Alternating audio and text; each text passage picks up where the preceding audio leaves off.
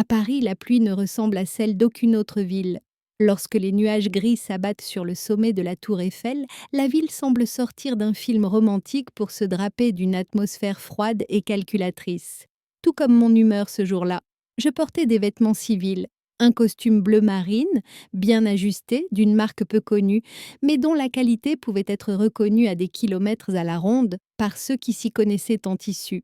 Personne ne savait que sous cette veste battait le cœur de l'amiral Catherine Deneuve, commandante de la force maritime permanente de l'OTAN. Pour eux, j'étais simplement Catherine, une femme d'âge mûr, aux cheveux soigneusement coiffés, une amatrice d'art tranquille. Mais je n'étais pas seulement une amatrice d'art, j'étais une stratège. Et ce jour-là, lorsque j'ai franchi la lourde porte en chêne de la salle des ventes Hôtel Drouot, je n'étais pas venue pour acheter une œuvre d'art, mais pour gagner une bataille. Ce bâtiment historique du 9e arrondissement de Paris avait été témoin au fil des siècles de nombreux changements de fortune, de la chute d'empires et de la naissance de nouveaux riches. L'air à l'intérieur était imprégné de l'odeur du papier ancien, des parfums coûteux et du goût métallique de l'ambition réprimée. Le bruit sourd de mes chaussures sur le sol en marbre se perdait dans le brouhaha de la salle. Personne ne s'est retourné pour me regarder. Pas encore. C'était exactement ce que je voulais. J'étais silencieux et invisible, comme un sous-marin approchant sa cible dans les profondeurs de l'océan, son sonar éteint. Lorsque je suis entrée dans la salle, mes yeux ont immédiatement balayé la pièce. Protocole de sécurité, déformation professionnelle acquise au fil des ans. J'ai d'abord vérifié les sorties, puis la foule, et enfin la cible. Au milieu de la pièce, dans une cloche de verre entourée de cordons de velours, se trouvait Carte de la Méditerranée, 682. Ce n'était pas seulement une carte. Ce chef-d'œuvre dessiné à l'encre sur du parchemin était le seul exemplaire indiquant les routes perdues de la marine française en Méditerranée, les points de ravitaillement secrets que seuls les amiraux connaissaient à l'époque. Les historiens le croyaient perdu depuis des années. Pour moi, ce morceau de papier était une question d'honneur national, un héritage laissé par mes ancêtres, qui régnaient sur ces mers. Et pour protéger cet héritage, j'étais prête à puiser dans mon salaire de commandant de l'OTAN et dans mes économies personnelles. Mais l'excitation paisible que j'ai ressentie en entrant a été interrompue par un frisson soudain dans ma nuque. Cette histoire n'est pas seulement celle d'une vieille écarte, mes amis. C'est l'histoire de l'arrogance de ceux qui pensent que l'argent peut tout acheter et de la façon dont elle s'effondre face à l'intelligence et à l'autorité. Oh, vous aimez les histoires vraies où la justice est rendue et où les coupables reçoivent leur punition, assurez-vous d'être abonné à la chaîne et d'avoir activé les notifications. Car ce que vous allez entendre dans quelques instants n'est pas resté confiné à une salle de vente aux enchères, mais a été enregistré dans les archives de la brigade financière de la police parisienne. L'atmosphère dans la salle a changé d'un seul coup. Il est entré, Victor Volkov. Je ne connaissais pas son nom à ce moment-là, mais je reconnaissais son aura. On reconnaît ce genre d'hommes à des kilomètres. Des hommes bruyants, irrespectueux, qui se comportent comme s'ils avaient acheté l'air qui les entoure. Il est entré accompagné d'une femme qui semblait s'ennuyer, probablement de 20 ans sa cadette, et d'une armée de 3 assistants qui tournaient autour de lui comme des mouches. Le prix de son costume équivalait probablement à mon salaire annuel. Mais le problème, c'est que le style ne s'achète pas avec de l'argent. La pochette à son col était trop brillante, la montre à son poignet trop grande et le ton de sa voix trop fort. Le silence respectueux de la salle des ventes a été rompu par son rire grossier. « C'est ici ? C'est ce vieux bout de papier dont vous parlez ?» dit-il dans un français approximatif, avec un fort accent russe. L'un de ses assistants se précipita vers lui et lui montra quelque chose sur sa tablette. « Oui, monsieur, du XVIIe siècle. Très rare. Les experts estiment le prix de départ à... » Volkov fit taire l'homme d'un geste de la main. « Je me fiche du prix. Il ira bien sur le mur vide de mon salon. La couleur est belle. Prenez-le. » Je sentis mon sang se glacer dans mes veines. La couleur est belle. Des siècles d'histoire maritime, le sang et la sueur de milliers de marins, un génie stratégique, tout cela n'en était pour lui qu'une couleur qui ira bien sur le mur de son yacht. Ce n'était pas seulement de l'ignorance. C'était un affront à l'histoire. Et moi, l'amiral Catherine Deneuve, que je sois en service ou non, je ne permettrai jamais que mes limites soient transgressées. J'ai pris une profonde inspiration. Je me suis calmée. J'ai enfermé ma colère dans cette chambre froide que je connais si bien. J'ai affiché un léger sourire indéfinissable sur mon visage et je me suis assise à ma place. Le siège numéro 34. Volkov et son équipe se sont installés dans la loge juste devant, à la place la plus prestigieuse. Volkov a croisé les jambes et a fait signe au serveur de lui apporter du champagne. C'était comme si cet endroit était son bar. Son regard balayait les autres personnes présentes dans la salle, sans s'attarder une seule seconde sur moi. Il ne me considérait pas comme une menace, un rival, ni même comme un être humain. Je n'étais qu'un élément du décor. Quelle erreur monumentale! Le commissaire-priseur monta à la tribune. Le son sec de son marteau, lorsqu'il le frappa, ressemblait au coup de canon qui déclencha la guerre. Mesdames et messieurs, bienvenue. La pièce la plus rare d'aujourd'hui, le lot 142, le trésor perdu de l'histoire maritime française. Pendant que le commissaire-priseur décrivait la carte, je voyais Volkov regarder sa montre avec impatience, chuchoter quelque chose à la femme à côté de lui et rire. Il n'écoutait même pas. Il se moquait de ce qu'était cette œuvre. Il voulait seulement gagner. Il voulait seulement posséder le jouet le plus cher. Nous ouvrons les enchères à 10 000 €, a déclaré le commissaire-priseur. Un murmure parcourut la salle. Quelques mains se levèrent. 12 000, 15 000, 18 000 vient de la droite. Oh. J'ai levé mon numéro, calmement, sans précipitation. 20 000 €, a déclaré le commissaire-priseur en me regardant. 20 000 € de la dame au fond.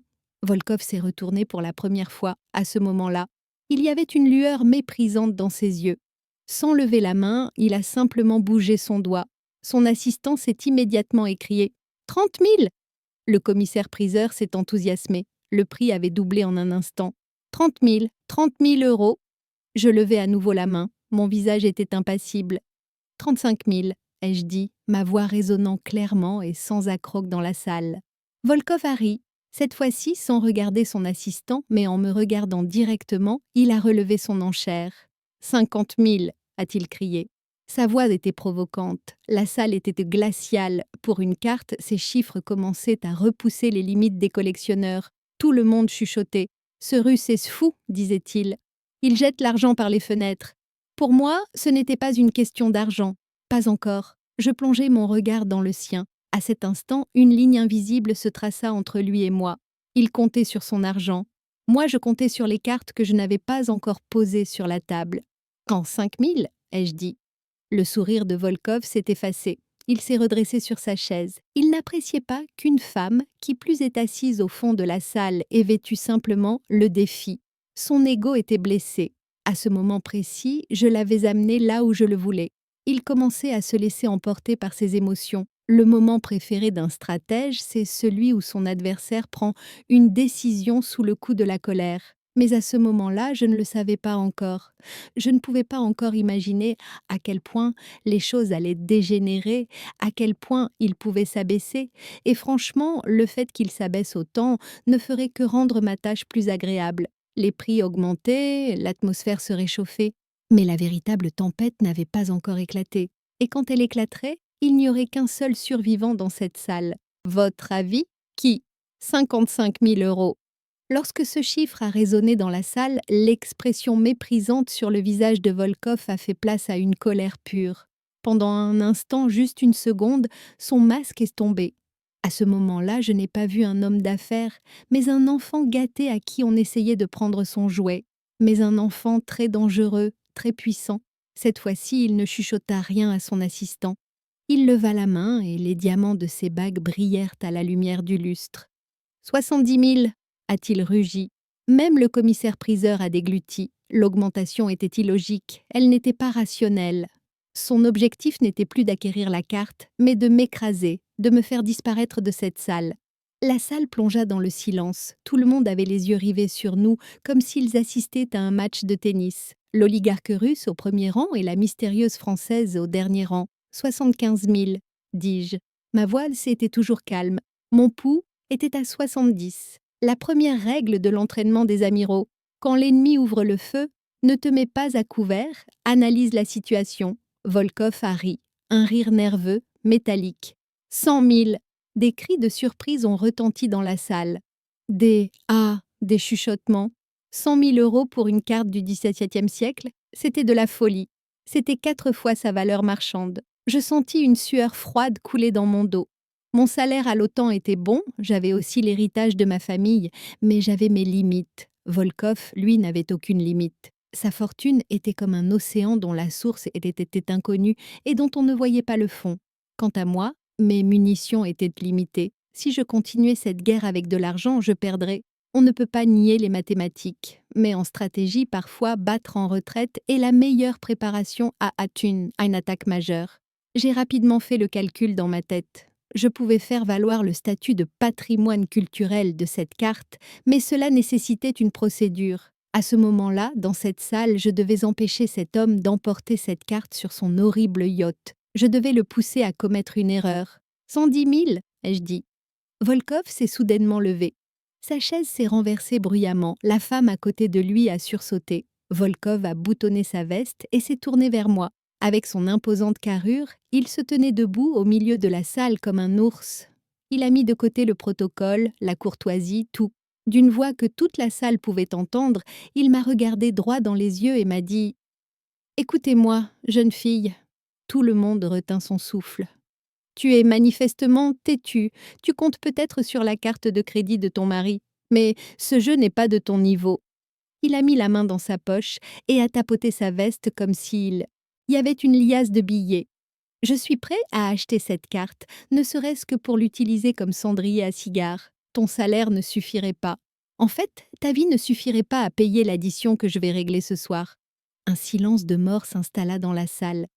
Humiliation, une humiliation pure, brute, sans filtre. Je ne sentais pas mon visage brûler. Au contraire, j'étais glacée à l'intérieur. C'était ça. C'était clairement ce que je cherchais. L'arrogance, une arrogance incontrôlée, stupide. Il m'avait appelée « petite dame ».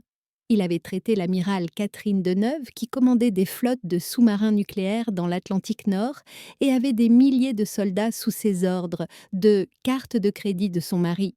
Cet homme ne faisait pas que prendre une carte. Il signait son arrêt de mort. Le commissaire-priseur intervint d'une voix tremblante. « Monsieur Volkov, veuillez rester calme.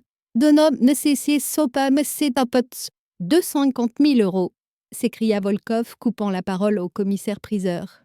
250 000. Y a-t-il des enchères fait plus élevées? Allez, petite dame, vous allez vendre votre maison? Le chiffre fit l'effet d'une bombe dans la salle. 250 000 euros. Ce n'était plus du collectionnisme, c'était une démonstration de force. Je posai doucement le numéro que je tenais dans ma main sur mes genoux. Un sourire triomphant et dégoûtant se dessina sur le visage de Volkov. « Bravo », dit-il d'un ton moqueur. « Tu es une fille intelligente, va t'acheter un beau sac avec cet argent. » Certains flagorneurs dans la salle ont gloussé. Ces rires, à ce moment-là, ces rires résonnaient dans mes oreilles. Ils pensaient m'avoir vaincue, ils pensaient m'avoir écrasée avec son argent, m'avoir réduite au silence, m'avoir mise au coin. Le commissaire-priseur m'a regardé. Ses yeux disaient « Je suis désolée. Madame, avez-vous d'autres offres ?» Je secouai lentement la tête. « Non, » dis-je, et le calme de ma voix surprit même Volkov. « Je ne peux pas aller plus haut. »« Vendu, » dit le commissaire-priseur soulagé. 250 000 euros à monsieur Volkov. Vendu. Le marteau s'est levé. Volkov se tourna vers la femme à côté de lui et dit « Vous voyez, tout a un prix. » Le marteau était sur le point de retomber. C'est à ce moment précis que le timing, plus important que le pouvoir de l'argent, entra en jeu. Je sortis de mon sac ma petite carte d'identité recouverte de cuir noir, et lentement, avec une lenteur aussi inéluctable que celle d'une vague déferlant sur le rivage, je me levai. « Une seconde, » dis-je. Je n'élevai pas la voix, mais l'autorité de mon ton trancha la salle plus nettement que le bruit du marteau. Le commissaire-priseur s'est arrêté. Le marteau est resté suspendu en l'air. Volkov s'est retourné et m'a regardé. « Qu'y a-t-il? Tu vas pleurer ?» J'ai souri. Mais cette fois, ce n'était pas le sourire d'un amateur d'art. Courtois, c'était le sourire d'un commandant qui avait piégé sa proie. « Non, monsieur Volkov, » répondis-je. « Je vais juste faire une correction. Cette carte ne vous appartient pas, et je me suis dirigée vers la tribune. Vous êtes sur le point de voir comment ce que l'oligarque considérait comme une victoire était en réalité le début d'une défaite. Les 3 phrases que je m'apprêtais à prononcer depuis cette tribune allaient mettre fin non seulement à la journée de Volkov, mais probablement aussi à toute sa carrière. Êtes-vous prêts? Les 15 secondes pendant lesquelles je me suis dirigée vers l'estrade ont été les plus agréables de ma vie.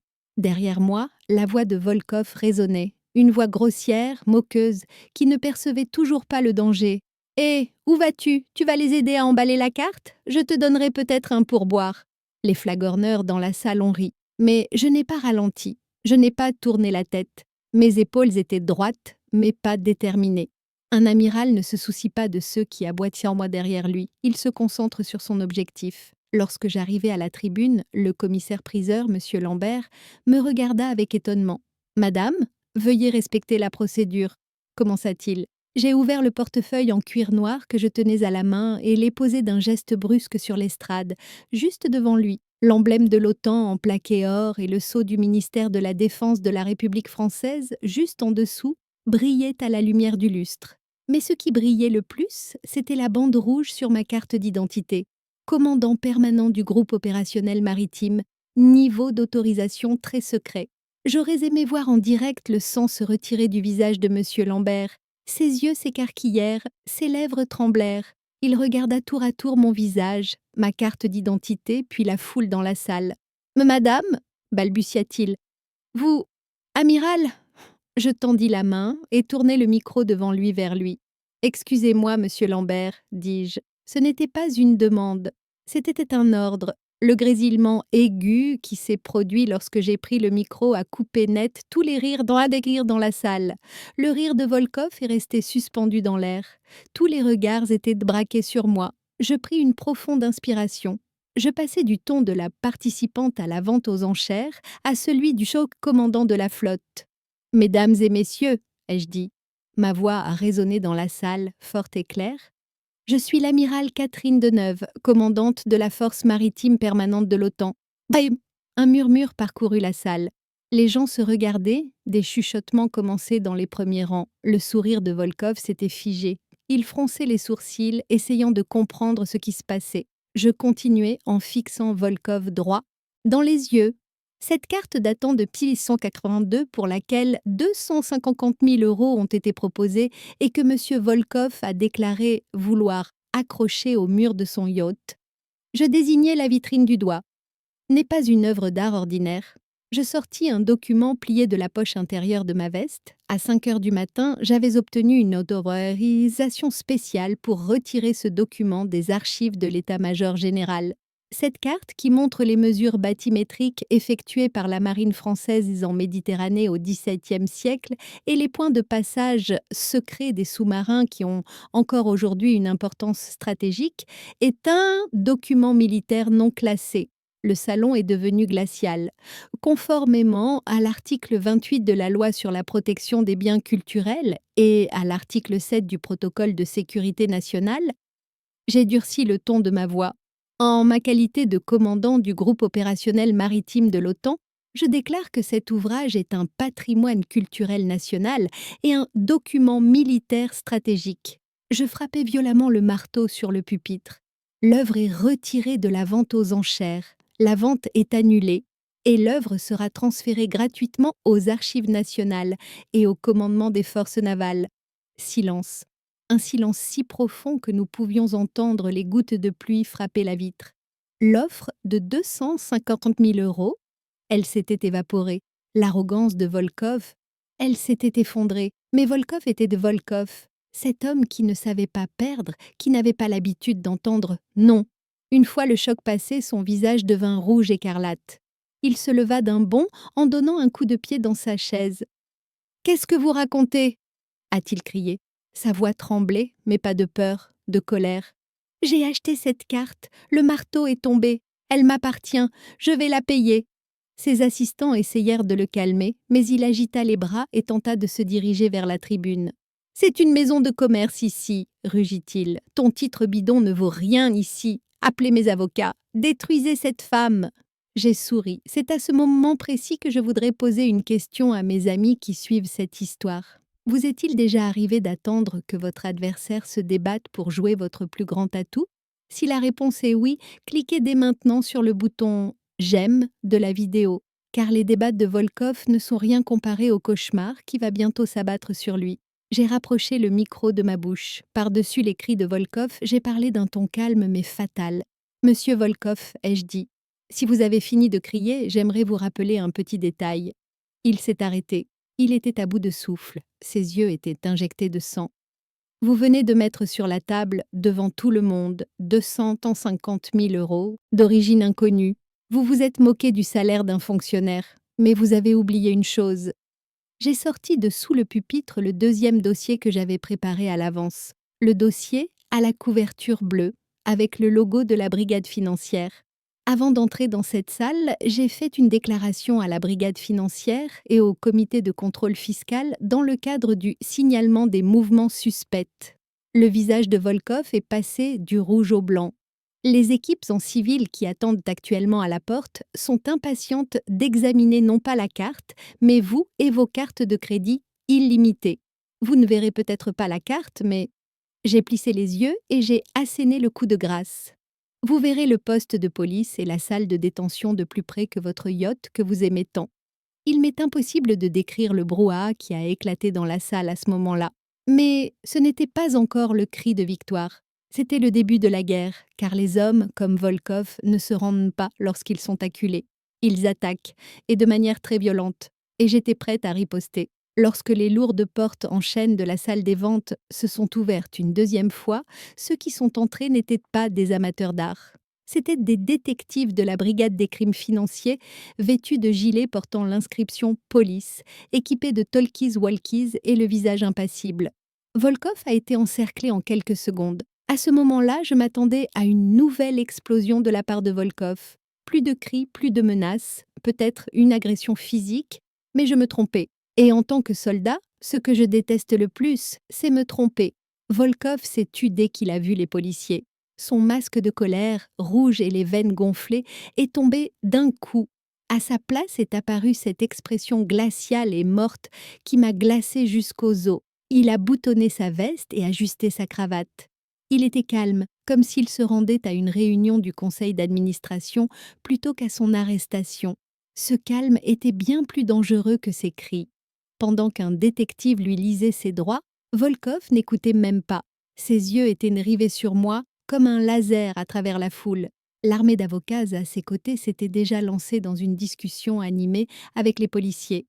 Le dossier de l'immunité diplomatique, et j'ai ça en mon panique, les accords commerciaux internationaux, la détention illégale, les menaces, enrobées de jargon juridique, fusaient dans les airs. De mon côté, j'étais descendue de l'estrade et je regardais les militaires placer la carte dans une mallette blindée spéciale. La mission était terminée, l'œuvre était en sécurité.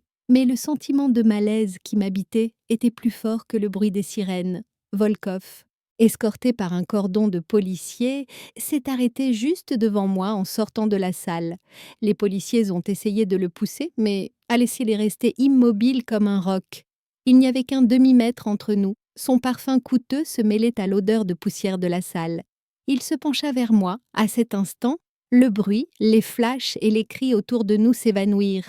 Il ne restait plus que sa voix rauque et grave. « Vous êtes une femme intelligente, amiral », a-t-il dit. Son français était parfait cette fois-ci. Même son accent avait presque disparu. « Vous avez sauvé cette carte. Vous avez gagné une bataille. Mais vous avez oublié une chose. » Il me regarda dans les yeux. Ses pupilles étaient comme deux puits noirs. « Je ne suis pas seulement un homme d'affaires. Je suis un système.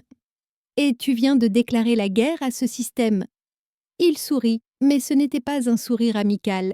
C'était le dernier mouvement facial d'un requin avant de déchiqueter sa proie. « Demain matin, murmura-t-il, les étoiles sur ton épaule ne seront plus un bouclier qui te protège, mais une cible que je viserai. Tu as pris la carte, mais tu as donné ta vie en échange, Catherine. » Les policiers l'ont attrapé par le bras et l'ont tiré. Volkov n'a pas résisté. Avec ce sourire effrayant sur le visage, il a disparu dans les flashs des appareils photo. Je restais où j'étais. « Tu as donné ta vie et… » Était-ce une menace en l'air ou une prophétie? Chers amis, ceci est très important. Vous est-il déjà arrivé dans votre vie de penser « Ai-je fait une erreur ?» face à la puissance de votre adversaire alors que vous saviez que vous aviez raison? Si vous avez déjà vécu ce moment de doute écœurant, écrivez simplement « oui » dans les commentaires. Car Catherine se trouve actuellement au bord de ce précipice. Et dans quelques instants, la première pierre va tomber dans le vide. Lorsque je suis sortie de la salle des ventes, la pluie s'était transformée en averse à Paris. Les pavés mouillés reflétaient la lumière des réverbères. J'ai pris une profonde inspiration et rempli mes poumons d'air froid. La carte avait déjà été envoyée dans un véhicule blindé vers les archives de la marine. La mission était techniquement terminée. Je devais rentrer chez moi, prendre une douche chaude, écouter du Bach et boire un verre de vin.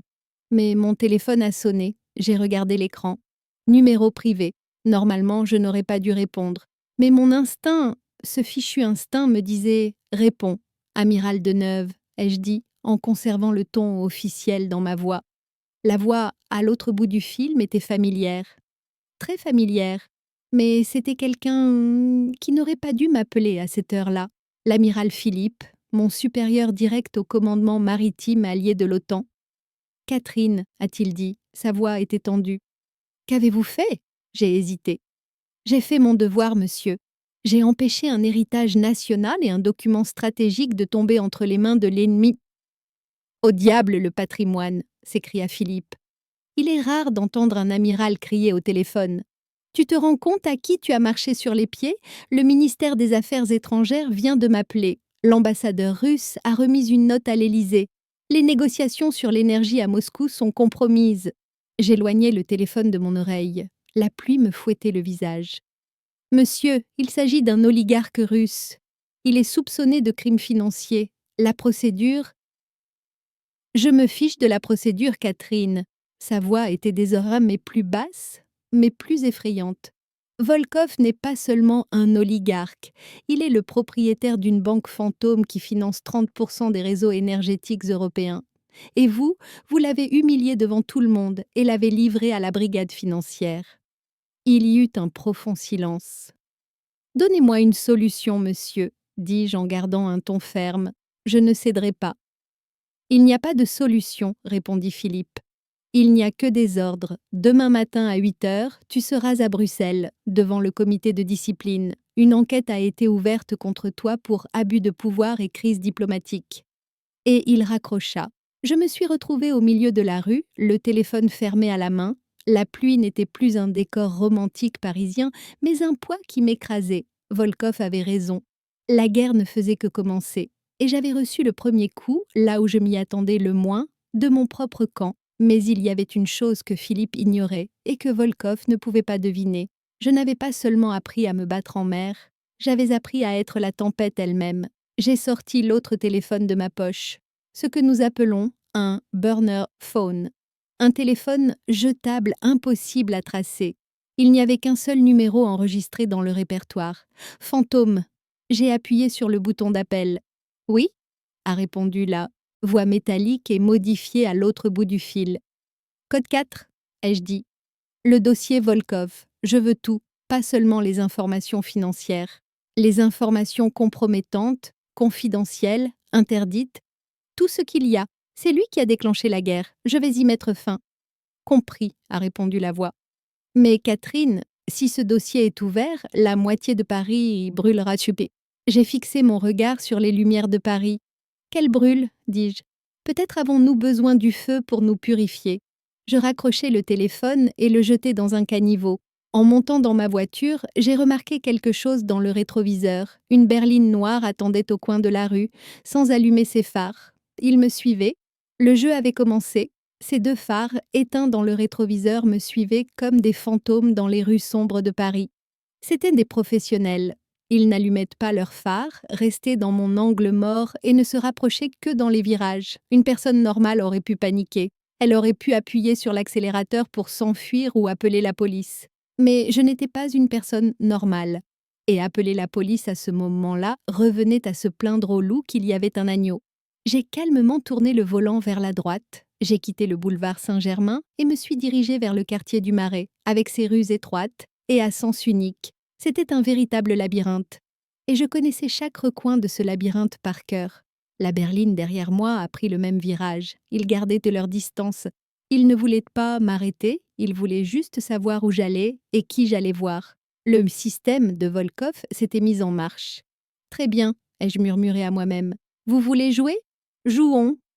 Je rétrogradais. Le régime moteur augmentait. Je fis une manœuvre brusque pour dépasser le camion poubelle devant moi et m'engager aussitôt dans une ruelle étroite, invisible même sur le GPS, que seuls les commerçants locaux utilisaient pour décharger leurs marchandises. La sortie de la ruelle donnait sur une artère principale où la circulation circulait en sens inverse. C'était risqué, mais en guerre, le risque est le prix à payer pour gagner. J'ai appuyé sur l'accélérateur. Le moteur de ma voiture a rugi. Je suis sortie du passage comme une flèche et je me suis mêlée à la circulation sur la rue principale. La berline derrière moi a hésité à s'engager dans le passage. Cette hésitation d'une seconde m'a donné la liberté. J'ai regardé dans le rétroviseur. Ils avaient disparu. J'ai poussé un profond soupir. Mais je ne me suis pas détendue. Ce n'était que le premier round. J'ai changé d'itinéraire. Je ne pouvais pas rentrer chez moi. Mon téléphone était éteint. Notre point de rendez-vous avec Fantôme était l'endroit le plus inattendu de la ville. Au bord de la Seine, sous le pont Neuf, lieu très fréquenté par les touristes, mais qui se transforme la nuit en refuge pour les sans-abri. J'ai garé ma voiture loin de là, j'ai mis ma capuche et j'ai marché jusqu'au pont. L'odeur de la pluie et celle du fleuve se mélangeaient. Il était là. Dans l'obscurité, seule la pointe de sa cigarette brillait. Le fantôme, un ancien agent de la DGSE. Il y a des années, j'avais sauvé sa vie lors d'une opération au large de la Somalie. L'État l'avait déclaré mort, mais je lui avais permis de vivre comme s'il n'existait pas. Il ne m'a pas regardé. Il tenait sa tablette vers la rivière. Tu avais dit que Paris brûlerait, dit-il d'une voix encore plus grave que le bruit de la pluie. Mais ce dossier ne brûlera pas Paris, Catherine. Ce dossier fera exploser Bruxelles. Il m'a tendu la tablette. Code 4, dit-il. Les archives personnelles de Volkov. Ce type n'était pas seulement un oligarque, c'était la boîte noire de l'Europe. Je pris la tablette. Lorsque la lumière bleue de l'écran m'éblouit, le premier nom que je vis me fit l'effet d'une balle dans la tête. Nom du dossier. Projet Neptune, liste des salaires. J'ai fait défiler la liste. Des ministres de l'énergie, des magnats des médias, certains procureurs. En face de chacun d'eux figuraient des paiements réguliers provenant des comptes offshore de Volkov, des frais de vacances, les frais de scolarité de leurs enfants. Volkov les avait tous achetés. Mais lorsque mon doigt est arrivé au bas de la liste, mon cœur s'est mis à battre si fort que j'avais l'impression qu'il allait exploser. Nom, Amiral Philippe, fonction, commandement maritime allié de l'OTAN. Motif du paiement, divulgation des itinéraires de patrouille en Méditerranée et mise en place d'un couloir sécurisé pour les navires de Volkov. Ma tête tournait, mon estomac se nouait. Philippe, celui qui me parlait de procédure, qui me criait « Tu as fait une erreur », mon commandant sur lequel je m'appuyais depuis des années. Il n'était pas seulement un bureaucrate lâche. C'était un traître qui assurait la sécurité des navires de contrebande de Volkov et recevait en échange des millions d'euros. La pression du ministère des Affaires étrangères était un mensonge. La note de Moscou était un mensonge. Philippe était paniqué parce qu'il savait que si Volkov était arrêté, il serait lui aussi condamné. Il n'avait qu'une seule raison de me convoquer à Bruxelles devant le conseil de discipline. Me faire taire, me retirer mes pouvoirs et m'empêcher d'accéder à ce dossier. Tu vois, dit le fantôme, si tu te présentes demain matin devant cette commission, tu en ressortiras non pas avec un grade, mais avec des menottes. Ils t'accuseront de trahison ou d'abus de pouvoir et t'enfermeront en prison. Et ils enterreront le dossier. Je détournai les yeux de ma tablette et regardai les eaux sombres de la rivière. La trahison, elle faisait plus mal qu'une blessure par balle. Une balle ne faisait que transpercer la chair. Mais la trahison transperçait ton passé, tes souvenirs, tes convictions. « Que vas-tu faire ?» demanda le fantôme. « Je peux te procurer une nouvelle identité. Tu peux partir en Amérique du Sud. Tu peux t'enfuir par avion ce matin. » Je mis la tablette dans la poche intérieure de ma veste. Je sentis le métal froid contre mon cœur. « Fuir ?» demandai-je, surpris par le ton glacial de ma voix. « Un amiral ne quitte pas son navire, Ghost. » Je me retournai. « Je pars pour Bruxelles. » Le fantôme m'a interpellé avec stupéfaction. « Tu es fou ? C'est du suicide. Ce comité est rempli des hommes de Philippe. » Je m'arrêtai et le regardai. La pluie coulait sur mon visage. « Oui, » ai-je répondu. « Ils attendent pour me juger. Ils pensent que je vais me défendre, m'excuser, implorer leur pitié. » J'ai souri. Mais il y a une chose qu'ils ignorent. Je ne vais pas m'asseoir sur le banc des accusés. Je vais renverser cette table. Chers amis, c'est ici que l'histoire prend un tournant décisif. Avez-vous déjà vécu ce moment terrible où vous avez découvert que la personne en qui vous aviez le plus confiance était en fait votre pire ennemi? Si vous connaissez ce sentiment de vide, cette nausée, aimez la vidéo maintenant, car Catherine est sur le point de transformer cette douleur en arme, et croyez-moi, il n'y a rien de plus dangereux qu'un amiral blessé. Quand je suis retournée à la voiture, il était 4 heures du matin. J'avais 3 heures de route pour rejoindre Bruxelles et le quartier général de l'OTAN. J'ai retiré mes vêtements civils. J'ai ouvert le sac qui se trouvait sur la banquette arrière, toujours repassé et prêt à l'emploi, mon uniforme de cérémonie blanc. J'ai enfilé la veste, j'ai boutonné les boutons dorés un par un, j'ai mis les insignes sur mes épaules, j'ai placé les médailles sur ma poitrine, j'ai mis ma casquette, je me suis regardée dans le miroir. Je n'étais plus Catherine, je n'étais plus seulement une femme, j'étais l'épée de l'État, et cette épée allait sortir de son fourreau ce matin-là. J'ai démarré le moteur, ma destination était Bruxelles. Le conseil de discipline.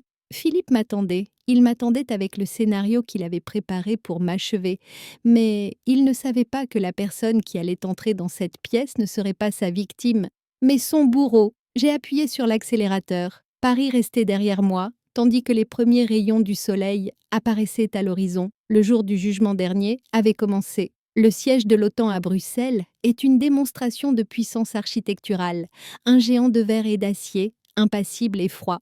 Lorsque vous y entrez, vous sentez sur vos épaules le poids du destin du monde. Mais ce matin-là, le poids sur mes épaules n'était pas le destin du monde, mais mon propre arrêt de mort. Le contrôle de sécurité à l'entrée principale a pris plus de temps que d'habitude. Les soldats, qui d'habitude saluaient, en disant « À vos ordres, commandant », détournaient cette fois le regard et vérifiaient de mon identité à plusieurs reprises. Philippe avait déjà donné ses instructions. Il n'est plus des nôtres, c'est un paria. En marchant dans le couloir, je sentais les regards des officiers avec lesquels j'avais travaillé pendant des années posés sur moi. Certains me regardaient avec pitié, d'autres changeaient de direction comme si j'avais une maladie contagieuse. Des murmures se mêlaient au bruit de la ventilation. Crise diplomatique. La Russie a envoyé une note. Sa carrière est terminée. Je n'ai regardé personne. Je marchais la tête haute, la visière de mon chapeau bien droite. Dans mon uniforme blanc, j'étais aussi rigide qu'une statue de marbre. Salle de réunion du comité de discipline 404. Je me suis arrêtée devant la porte. Je savais qui m'attendait à l'intérieur. 5 amiraux de haut rang, tous choisis par Philippe, fidèles à la bureaucratie, peu enclins à prendre des risques. Et à la tête de la table, mon bourreau, l'amiral Philippe. J'ai pris une profonde inspiration. J'ai rempli mes poumons de cet air stérile. Et j'ai ouvert la porte. L'intérieur était sombre. Seules les lumières au-dessus de la longue table centrale étaient allumées. 5 paires d'yeux se sont fixés sur moi. Philippe, assis à la tête de la table, était penché en arrière et jouait avec son stylo à plumes. Son visage arborait cette fausse expression de père triste. Amiral Deneuve, dit-il, sa voix était comme un couteau recouvert de velours. Asseyez-vous, je vous prie. La chaise qui m'était réservée se trouvait juste en face de la table, seule, comme une chaise d'accusé. Je ne m'assis pas. Je préfère rester debout, monsieur, ai-je répondu. La fermeté de ma voix a immédiatement changé l'atmosphère de la pièce. Philippe sourit légèrement. Comme vous voulez. La procédure sera de toute façon brève. Il ouvrit le dossier devant lui et commença à lire. Amiral Catherine Deneuve, votre attitude lors de l'incident du Paris Auction House le 21 octobre dernier a mis en péril le statut des forces alliées de l'OTAN, a provoqué une crise diplomatique en dépassant votre domaine de compétences et a enfreint la chaîne hiérarchique de commandement. Elle leva la tête et me regarda. Ses yeux brillaient de victoire. La Fédération de Russie qualifie vos actions d'agression manifeste. Les avocats de Volkov se préparent à intenter une action en arbitrage international contre l'OTAN. Les accords sur le corridor énergétique ont été suspendus. Il mentait. Chaque mot, chaque phrase était une mise en scène destinée à protéger Volkov. Mais à ce moment-là, je ne pouvais pas le prouver. Je me suis contentée d'écouter. Philippe a continué, sa voix s'adoucissant encore, devenant encore plus venimeuse. Catherine, je t'aime bien.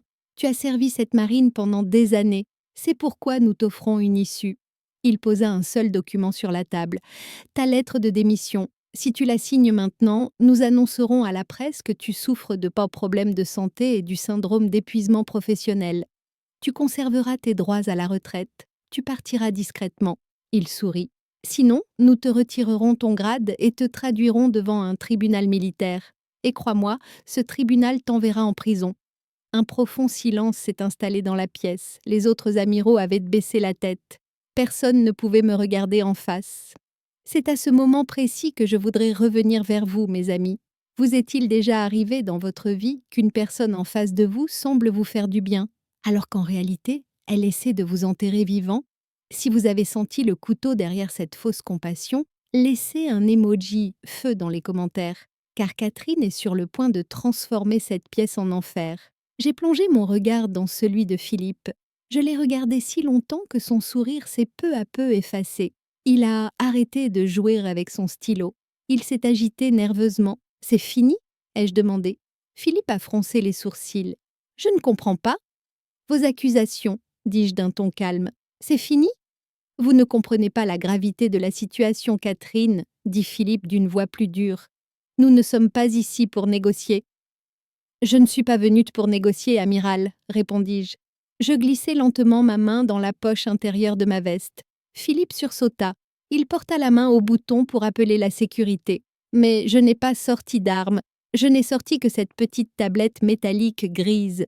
Et je l'ai posée brutalement sur la table, juste au-dessus de la lettre de démission. Clic. Le bruit résonna dans la pièce comme un coup de feu. « Qu'est-ce que c'est ?» demanda Philippe, les yeux rivés sur la tablette. « Ce n'est pas ma défense, amiral, ai-je répondu. C'est votre acte d'accusation. » Le visage de Philippe est devenu livide. Il connaissait cette tablette. C'était l'un des appareils des archives privées de Volkov. « Vous m'accusez d'avoir outrepassé mes fonctions, » ai-je poursuivi en élevant la voix. Je n'étais plus sur la défensive. Je passais à l'attaque. Vous avez raison, j'ai outrepassé mes fonctions, car mon autorité se limitait à la protection de la mer, mais vous... Je désignai Philippe du doigt. Les autres amiraux regardaient tour à tour Philippe et moi avec stupéfaction. « Vous avez vendu cette mer. »« Ah, un potage était... » Philippe se leva d'un bond. « Oh, quelle audace! Appelez les gardes! Arrêtez cette femme immédiatement! Personne ne viendra !» ai-je rugi. Ma voix a résonné dans la pièce comme une sirène d'alarme. Ma voix d'amiral était de revenu. Parce qu'avant d'entrer, j'ai envoyé le dossier « Projet Neptune » qui se trouvait sur cette tablette, via un canal crypté, au procureur général militaire et... Je fixai les mains tremblantes de Philippe, aux rivaux de Volkov. Philippe s'effondra sur place. Les 4 autres amiraux autour de la table regardaient avec horreur l'écran de la tablette où s'affichait la fiche de paye. « Bon, » dis-je en m'avançant vers la table, « on parlait de ta lettre de démission, Philippe, ou de trahison. » L'équilibre dans la pièce avait changé. Le chasseur était devenu la proie. Mais les hommes comme Philippe utilisaient tout ce qu'ils avaient à leur disposition jusqu'à la dernière seconde. Et Philippe avait encore un dernier atout dans sa manche, que même moi je ne connaissais pas. Ce dossier avait été ouvert, certes, mais son contenu n'allait pas seulement brûler Philippe. Un incendie bien plus grand était en train de se déclarer. Les portes de la salle de réunion s'ouvrirent à nouveau. Mais cette fois, ce n'étaient pas les hommes de Philippe qui entraient, mais l'équipe d'intervention spéciale de la police militaire de l'OTAN. Casque noir, armes à feu et visage sans aucune hésitation. Philippe était affalé sur sa chaise, sa cravate défaite. Cet amiral intouchable, cet homme du système, n'était plus devant moi qu'un vieil homme effrayé. Un soldat s'approcha de lui. « Amiral Philippe, vous êtes en état d'arrestation pour trahison et espionnage. Veuillez ne pas résister. » Philippe se leva et me regarda. Il n'y avait pas de haine dans ses yeux, seulement une peur pure. Mais cette peur n'était pas celle de la prison. Il craignait quelque chose de plus grand, la colère de Volkov. Il s'arrêta à côté de moi. Il leva ses mains menottées en l'air et murmura « Idiote, tu ne m'as pas seulement fait arrêter. Tu as inscrit ton nom en tête de la liste noire de Volkov. Tu penses que tous les noms figurant dans ce dossier vont disparaître, mais tu te trompes. Ce système va t'engloutir. » Sans ciller, je répondis « Laisse-le faire, Philippe, je suis difficile à digérer. Je reste sur l'estomac. » Philippe fut emmené. Les regards compatissants dans le couloir avaient laissé place à un silence mêlé d'horreur et de respect. Personne n'osait croiser mon regard. Lorsque je suis sortie de la pièce, mon téléphone a vibré. Un message de fantôme. Allume la télévision, le spectacle a commencé. Je regardais le grand écran dans le couloir. CNN International, BBC, France 24, tout diffusait le même bandeau, dernière minute. Tremblement de terre à l'OTAN, les liens souillés entre l'oligarque russe Viktor Volkov et les hauts commandants ont été révélés. À l'écran, on voyait la photo arrogante de Volkov et, à côté, les images de l'arrestation de Philippe. Le fantôme avait transmis le dossier non seulement au procureur, mais aussi aux plus grandes agences de presse du monde. Il n'y avait plus de retour en arrière possible. Ce n'était pas une crise qui pouvait être étouffée, c'était un scandale mondial. J'accélérai le pas en me dirigeant vers la porte principale du bâtiment. Je devais me rendre au plus vite dans une zone sécurisée, sur mon propre vaisseau ou dans une base militaire. Mais dès que j'ai franchi la porte, le ciel gris de Bruxelles s'est illuminé de centaines de flashs. Des journalistes, des centaines de journalistes. Amiral Deneuve, amiral, allez-vous faire une déclaration? Est-il vrai que Volkov vous a menacé? Qui figure sur le reste de la liste? On me tendait des micros. Les gardes ont formé un mur de chair. Sans dire un mot, je me suis dirigée vers ma voiture officielle noire. Mon chauffeur a ouvert la porte. À ce moment précis, au moment où j'allais monter dans la voiture, mon instinct, ce sentiment inexplicable, non scientifique, mais qui sauve des vies, acquis au fil des années. Quelque chose n'allait pas. La fine goutte de sueur sur le front de mon chauffeur, son regard qui se détournait de moi, et ce léger cliquetis métallique, presque inaudible, provenant du dessous de la voiture. De l'huile, de l'essence et du C4? Je me suis reculée. Tout le monde en arrière, ai-je crié. Ma voix a couvert le bruit de la place. Reculez, tout de suite. Mon chauffeur m'a regardé avec panique, puis s'est mis à courir. Les journalistes n'ont pas compris ce qui se passait. Mes gardes du corps m'ont plaqué au sol. Et 3 secondes plus tard, BOM! Ma voiture officielle s'est transformée en boule de feu. Les flammes ont jailli vers le ciel. Le souffle a brisé les vitres. Allongée sur le sol, j'ai senti la chaleur des flammes sur mon visage. Mes oreilles bourdonnaient, tout autour de moi étaient recouverts de poussière et de fumée. Ce n'était pas un avertissement, c'était une tentative d'assassinat. Philippe avait raison, Volkov ne jouait plus. Les règles, les lois, la diplomatie, tout cela était fini. Ils avaient essayé de me faire sauter en plein cœur de Bruxelles, devant le quartier général de l'OTAN. Mes gardes du corps m'ont aidé à me relever. « Commandant, vous allez bien ?»« Commandant !» Mon uniforme était couvert de sueur. Mon chapeau était tombé par terre. Un mince filet de sang coulait de mon front. Mais je ne ressentais aucune douleur. La seule chose que je ressentais, c'était cette colère familière, glaciale. Les caméras continuaient de filmer. Certains journalistes, sous le choc, filmaient de la voiture en feu et moi. À ce moment-là, j'ai pris une décision. Je n'allais pas me cacher, je n'allais pas m'enfuir. Je me suis tenue devant la voiture en feu. J'ai essuyé la sueur sur mon visage. Et j'ai regardé directement la caméra la plus proche, les millions de personnes derrière cet objectif et surtout, Volkov, qui regardait cette émission depuis sa chambre d'hôtel luxueuse ou depuis sa cachette. « Je sais que tu m'entends, Volkov », ai-je dit. Ma voix ne tremblait pas. « Avec ton argent, tu peux acheter des amiraux, tu peux faire exploser des voitures. Mais il y a une chose que tu ne peux pas acheter. » J'ai fait un pas vers la caméra. Le feu dans mes yeux était plus intense que celui qui brûlait derrière moi. Le serment d'un amiral. J'ai montré les décombres derrière moi avec ma main. C'était ton dernier coup. Maintenant, c'est mon tour. Tu n'as plus nulle part où aller. Tu n'as plus aucun endroit où te cacher. Même si tu plonges au fond de l'océan, je te retrouverai. Et à ce moment-là, j'aurais pu jurer que Volkov avait laissé tomber son verre devant son écran. Chers amis, c'est ici que s'achève mon récit. Lorsque votre ennemi tente de vous tuer et échoue, il vous offre en réalité le plus beau des cadeaux, le sentiment de liberté que procure le fait de n'avoir plus rien à perdre. Que feriez-vous à sa place? Vous cacheriez-vous ou défieriez-vous le danger comme Catherine? Réfléchissez à votre réponse, car vous allez bientôt découvrir comment Catherine a lancé sa chasse. Et cette fois-ci, le terrain de chasse ne se limite pas à la terre ferme. Nous descendons vers les mers. 48 heures s'étaient écoulées depuis cette boule de feu à Bruxelles. Les points de suture sous le pansement sur mon front me faisaient souffrir, mais Je m'en moquais. L'endroit où je me trouvais était plus propice à ma guérison que l'hôpital le plus cher du monde. Je me trouvais dans le centre d'opération de guerre du Chevalier Paul, la fierté de la marine française, une frégate de défense aérienne.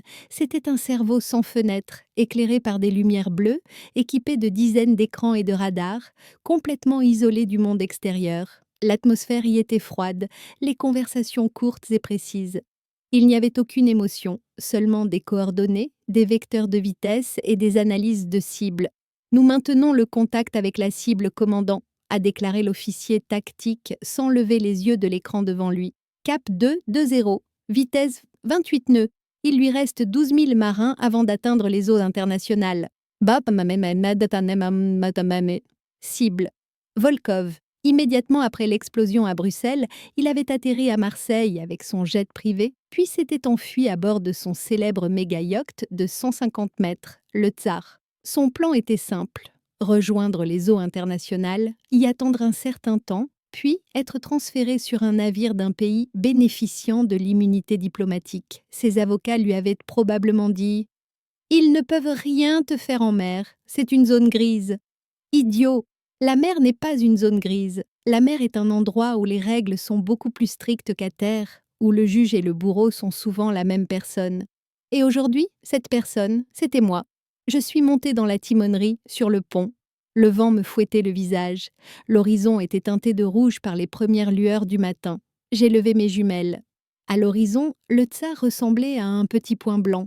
Volkov était probablement en train de célébrer dans ce yacht, un verre de whisky à la main, confiant dans la lenteur avec laquelle la bureaucratie de l'OTAN allait réagir pour l'arrêter. Le mandat d'arrêt émis depuis Paris, l'accord du ministère des Affaires étrangères, les procédures, tout cela prendrait des jours. D'ici là, il aurait déjà disparu. Mais il avait oublié une chose. Je n'étais plus ce fonctionnaire patient qui attendait la fin de la procédure.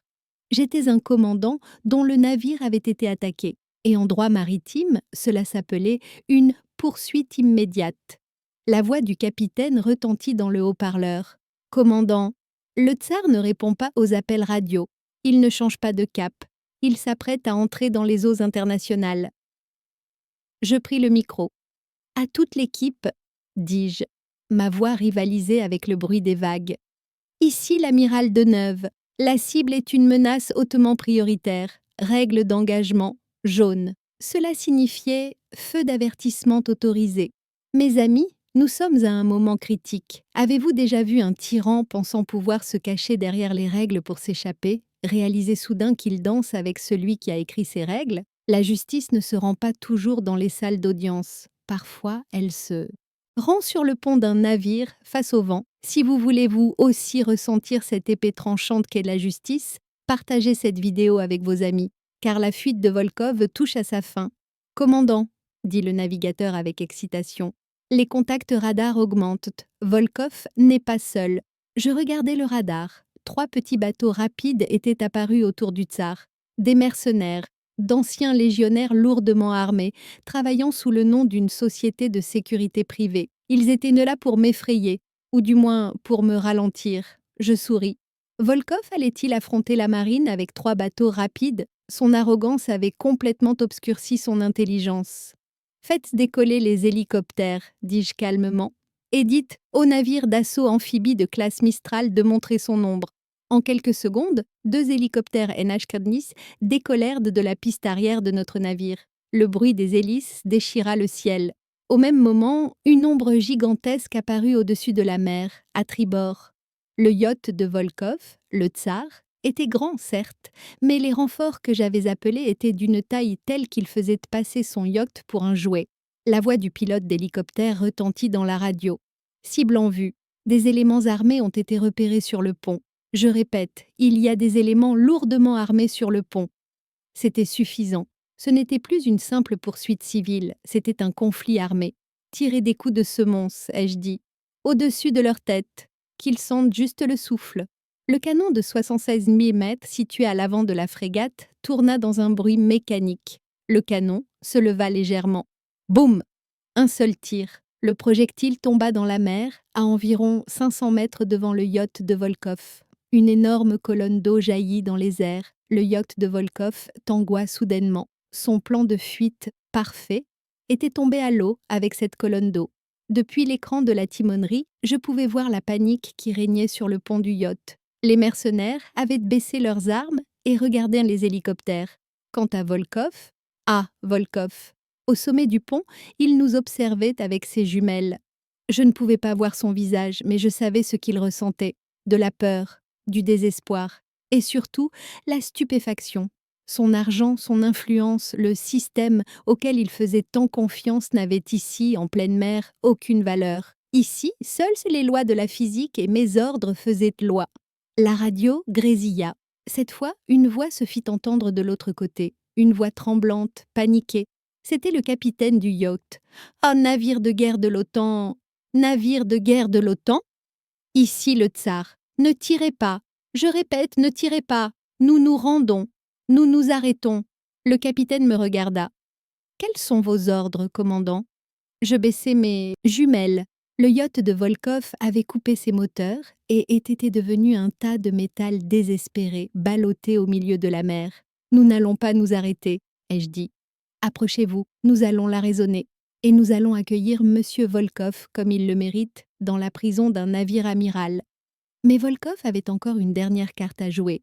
Alors que le capitaine disait « Nous nous rendons », j'ai vu Volkov courir à l'intérieur du pont. Il avait un sac à la main. Et il se dirigeait vers l'héliport. Il n'essayait pas de s'échapper. Il n'essayait pas non plus de se suicider. Dans ce sac, il allait activer le protocole apocalyptique dont Philippe avait parlé, celui qui allait bouleverser le monde et brûler non seulement lui-même, mais tout le monde. « Prévenez les hélicoptères !»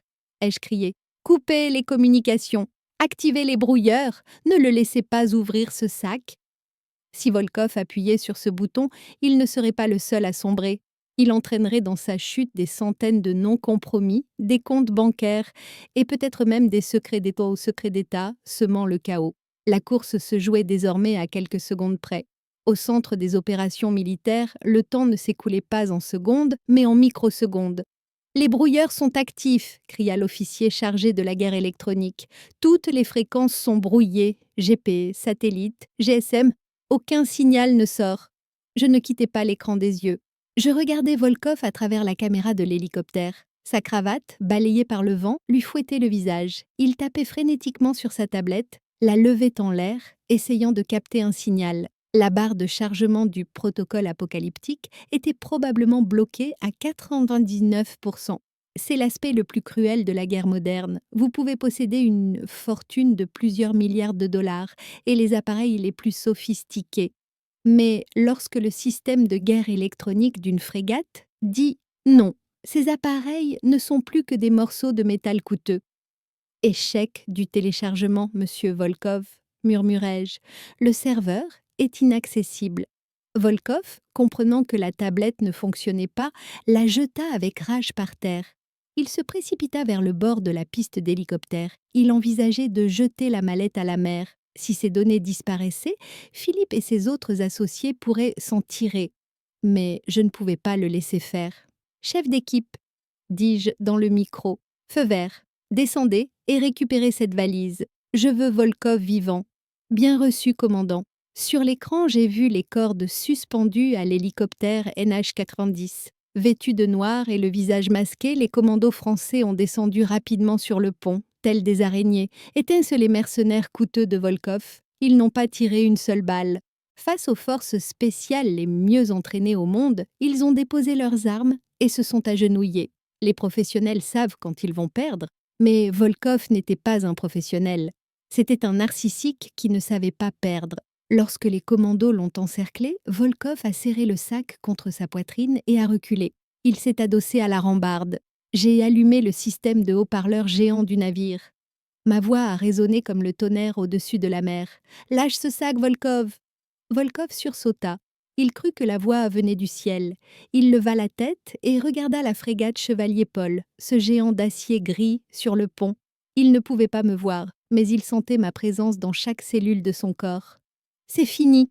ai-je poursuivi. « C'est terminé. Si tu jettes ce sac à la mer, tu détruiras la seule preuve qui pourrait te sauver. Philippe t'a trahi. Moscou t'a rayé de la carte. À présent, je suis ta seule chance. » Ah. Volkov hésita.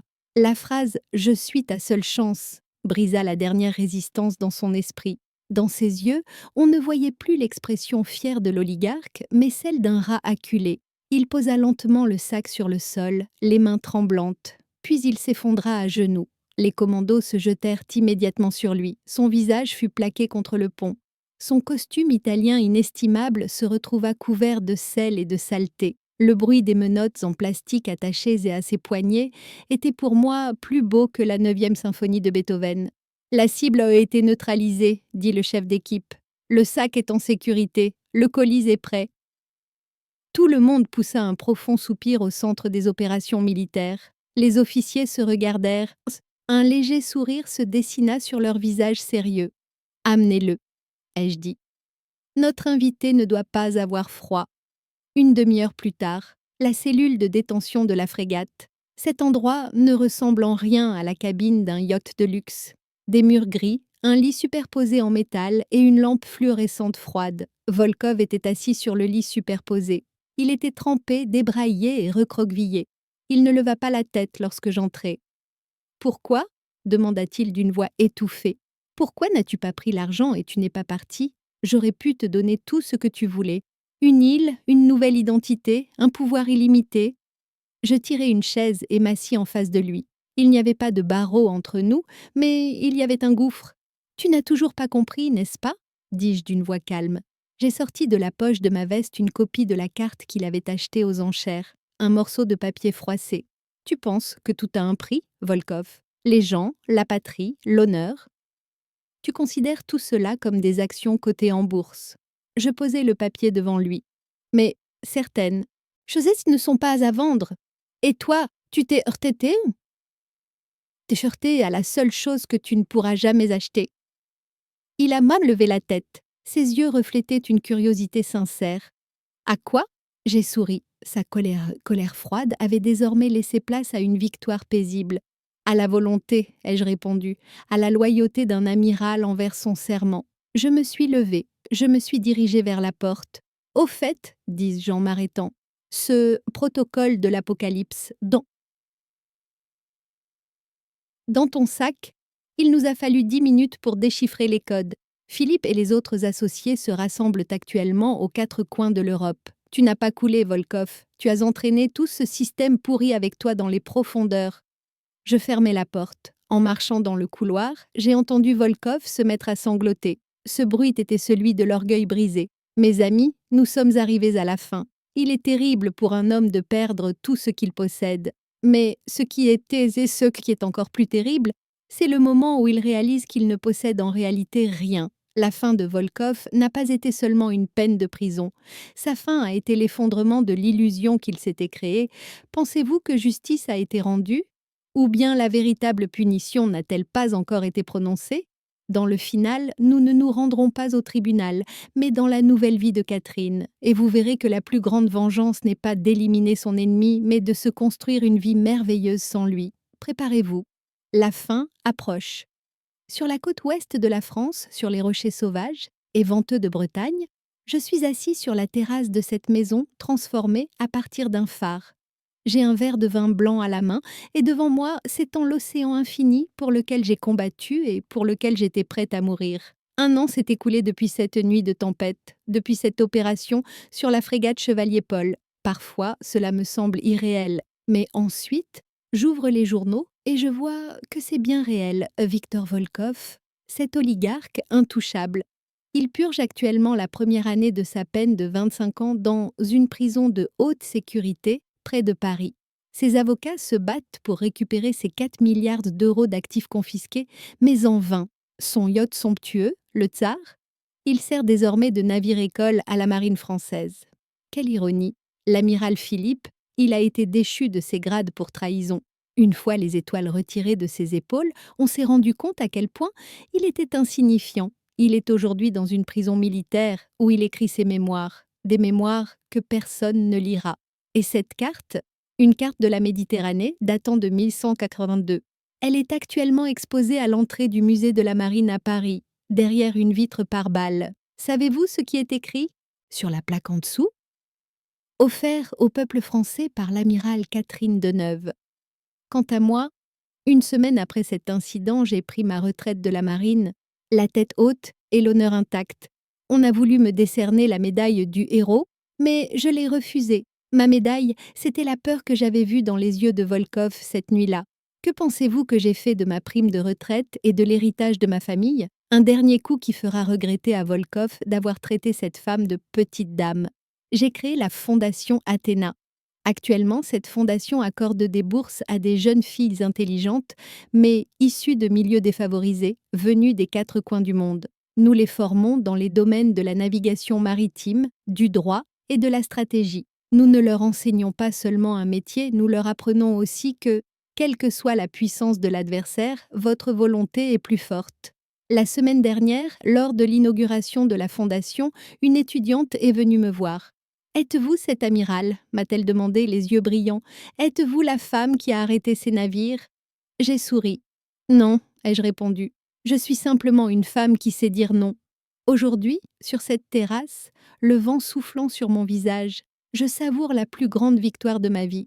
Cette victoire n'était pas d'avoir battu Volkov. Cette victoire n'était pas d'avoir fait tomber Philippe.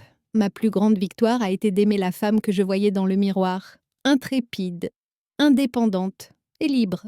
Volkov avait raison, j'étais un système, mais pas un système corrompu comme il le pensait, un système inébranlable fondé sur la justice, l'honneur et le courage. Chers amis, vous m'avez accompagné tout au long de ce long voyage. De cette première étincelle dans la salle des ventes à cette dernière tempête sur le pont du Frégate.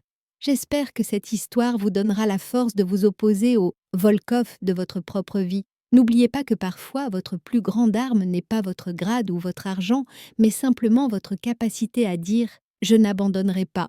Si cette histoire vous a touché, partagez-la. Partagez-la pour qu'une autre Catherine, qui se sent seule quelque part dans le monde, sache qu'elle n'est pas seule. Je m'appelle Catherine Deneuve, et voici mon histoire. Au revoir pour l'instant. Mais n'oubliez pas, la mer ne dort jamais.